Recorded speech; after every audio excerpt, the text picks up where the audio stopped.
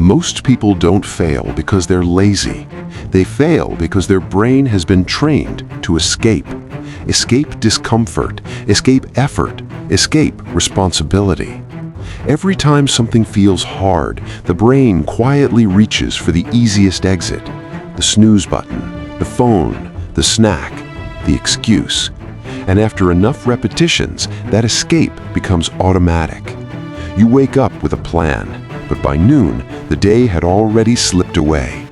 Not because you didn't care, but because your brain has been conditioned to choose relief over progress. That's the part no one likes to talk about.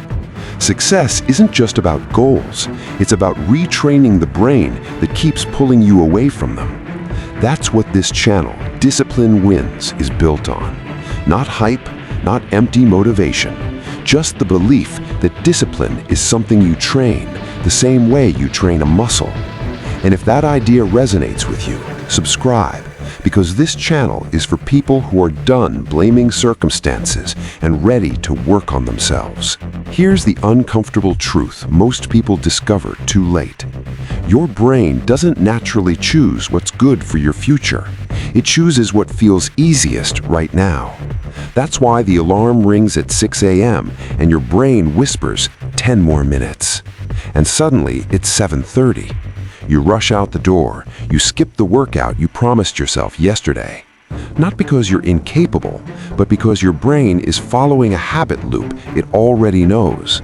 Comfort first, responsibility later. The same thing happens with focus.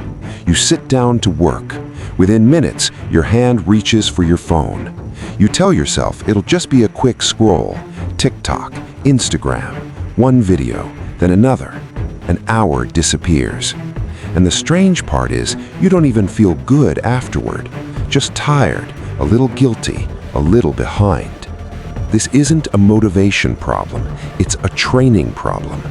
Your brain has been rewarded thousands of times for choosing the easy way out, so of course it keeps doing it. Think about how many small decisions shape your day. You promise yourself you'll eat clean this week, but after a long day, you open the delivery app and order fast food. You tell yourself you'll start that project tonight, but Netflix starts playing and the evening disappears.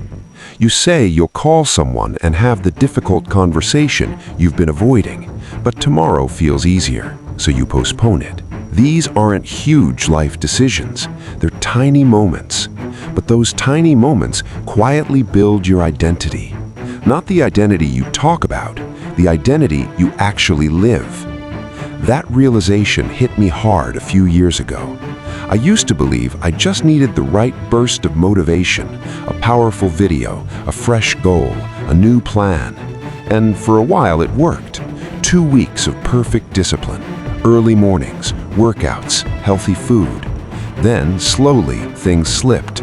One missed day, then another. Soon, I was back where I started. And I realized something that changed the way I look at discipline. Motivation is emotional. Training is behavioral. Your brain doesn't care about the speech you listened to last night. It cares about what you repeatedly do. If you repeatedly give in to distraction, your brain gets stronger at distraction. If you repeatedly avoid discomfort, your brain becomes excellent at avoidance. But the reverse is also true. If you start making small, uncomfortable choices on purpose, your brain adapts. Not overnight, but gradually. You wake up when the alarm rings, even when you don't feel like it. You put the phone down after 10 minutes instead of 60. You go to the gym on a day you'd rather skip. You cook something simple instead of ordering takeout. These moments feel small, almost insignificant, but they send a message to your brain. We don't run from discomfort anymore. At first, the brain resists, it complains, it negotiates, it looks for loopholes. But the more often you hold the line, the quieter that resistance becomes.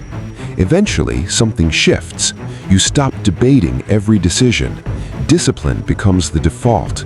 Not because life got easier, but because your brain adapted to a different standard. And here's the powerful part. Once your brain learns that pattern, it starts starts applying it everywhere. You focus longer, you finish tasks, you keep promises to yourself. You stop quitting after 2 weeks. Not because you became a different person overnight, but because your daily choices reshaped your identity.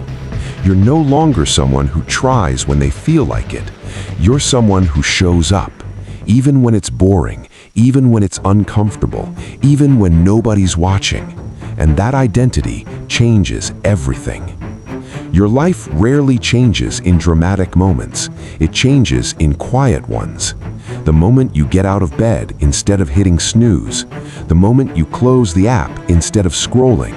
The moment you face something difficult instead of avoiding it. Those moments train your brain, and over time, they train your future. Because the truth is simple. Discipline isn't a personality trait. It's a daily decision. And the decisions you repeat eventually become the person you are.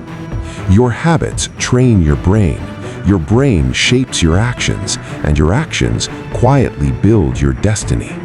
So the real question isn't whether success is possible. The real question is much simpler. What are you training your brain to do today?